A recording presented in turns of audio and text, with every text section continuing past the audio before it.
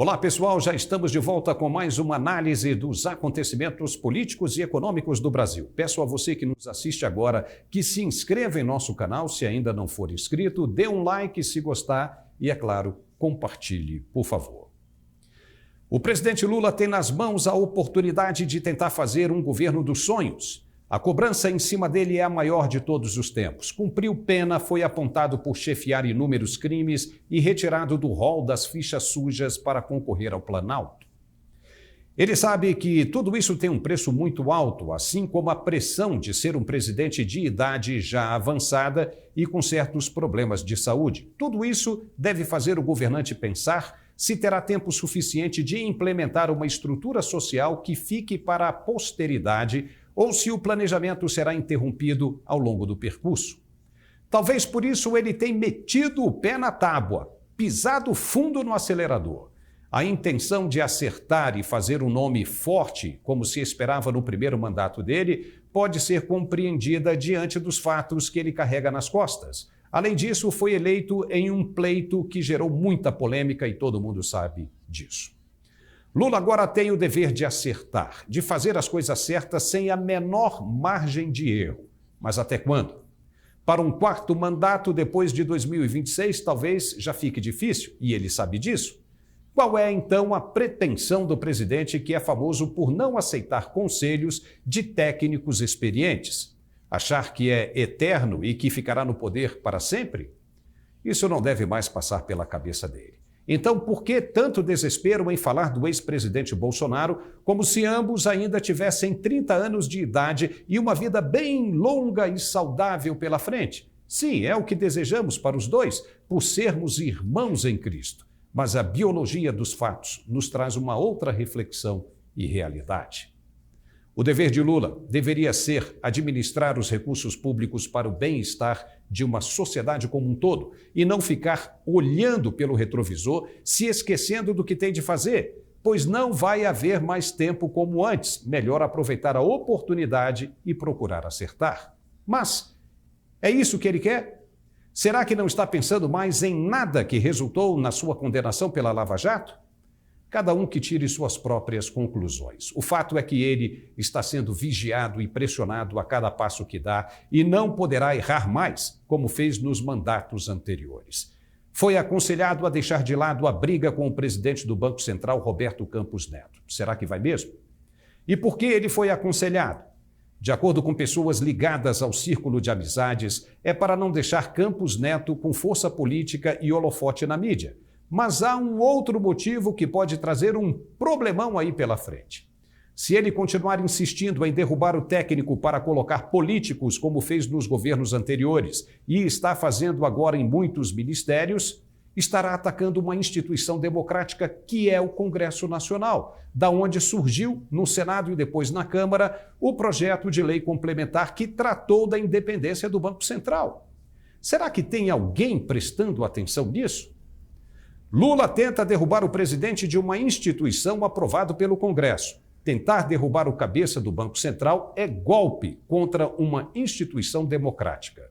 Não é isso que o PT sempre ataca? Fala tanto de golpe, golpe para aqui, golpe para acolá, mas está fazendo o quê? Pedindo a derrubada de um presidente escolhido dentro de um processo democrático legal, sob o ponto de vista do Congresso Nacional? Sim. Porque, de acordo com o projeto que foi sancionado pelo presidente Jair Bolsonaro em uma quarta-feira, dia 24 de fevereiro de 2021, o presidente indicado deve, a exemplo do que acontece hoje com os ministros do Supremo Tribunal Federal, ser sabatinado pelos senadores depois confirmado no cargo.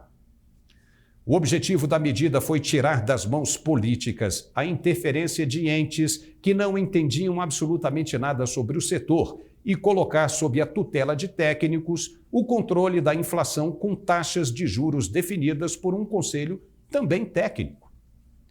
A aprovação da lei complementar que estabeleceu a independência do Banco Central do Brasil através da definição de mandatos para o presidente e diretores foi um enorme salto para o setor econômico brasileiro. Analistas atestam que há uma vasta literatura econômica mostrando que o aumento da independência dos bancos centrais no mundo inteiro estaria associado a quedas nas taxas médias de inflação e de juros, sem efeitos adversos de longo prazo sobre crescimento e desemprego.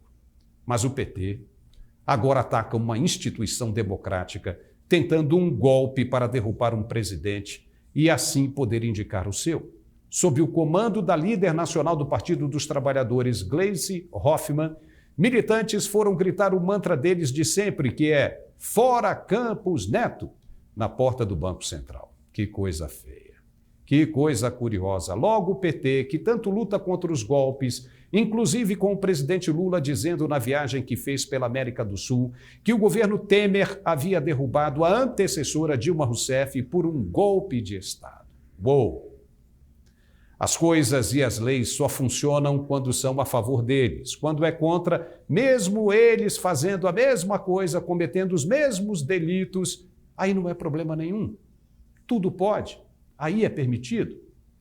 Para este tipo de comportamento, a antiguidade já trazia uma definição. Jesus Cristo chamava os fariseus de hipócritas, porque pregavam uma coisa e faziam outra completamente diferente. É melhor mesmo deixar o Banco Central de fora dessa vontade desenfreada e populista de mostrar serviço. Caso contrário, poderá haver mais um presidente brasileiro enfrentando o Congresso e sendo responsabilizado por tentativa de golpe. As provas já estão aí, concretas para quem quiser encontrar. Deixa o Banco Central de fora. Caso contrário, vai ser o afundamento da economia brasileira, como foi nos governos petistas anteriores. E olha só, a Confederação Nacional das Indústrias, a CNI, divulgou dados nesta quinta-feira 15 sobre o volume de empregos e produção industrial no mês de janeiro de 2023. De acordo com a CNI, o índice de evolução da produção está em 46,1 pontos, bem abaixo da linha divisória de 50 pontos. Para a pesquisa, foram consultadas 1.646 empresas entre 1º e 9 de fevereiro de 2023. E o que significa isso? Já é o gene do desemprego e da recessão se mexendo no embrião. Era com isso que o presidente Lula deveria se preocupar. Não ficar de olho no Banco Central ou criticando o ex-presidente Bolsonaro, que já é página virada. E agora um outro tema.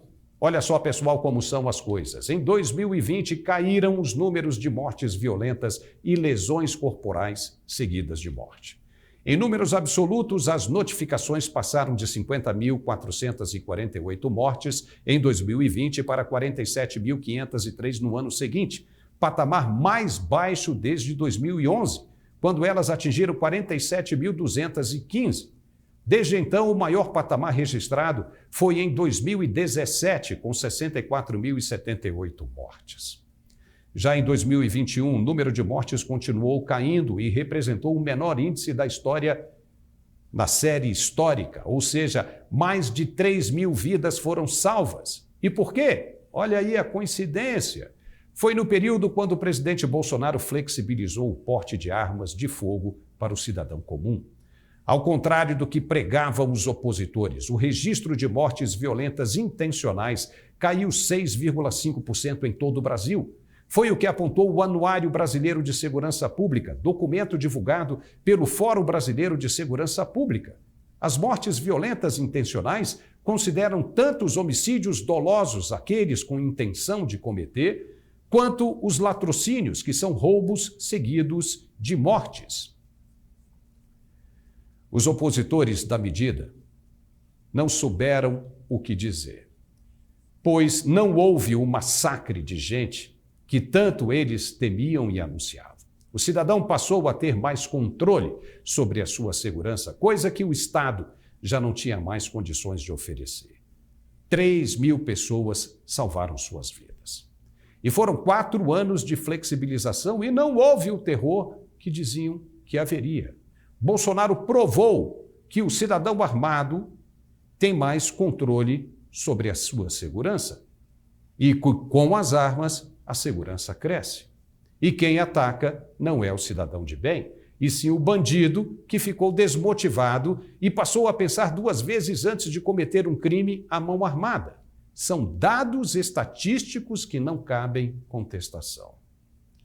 Pois nesta quarta-feira 15, o ministro Gilmar Mendes, atendendo a um pedido do presidente Lula, suspendeu todos os processos de instâncias inferiores da Justiça que discutem a legalidade do decreto do presidente Lula que restringiu o acesso a armas de fogo.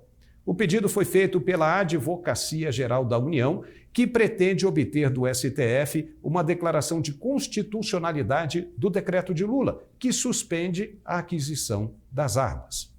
Gilmar Mendes afirmou ainda que o objetivo da medida é frear uma tendência de vertiginosa flexibilização das normas de acesso a armas de fogo e munições no Brasil, enquanto se discute uma nova regulamentação da matéria. Uou! É impressionante como o país anda para trás.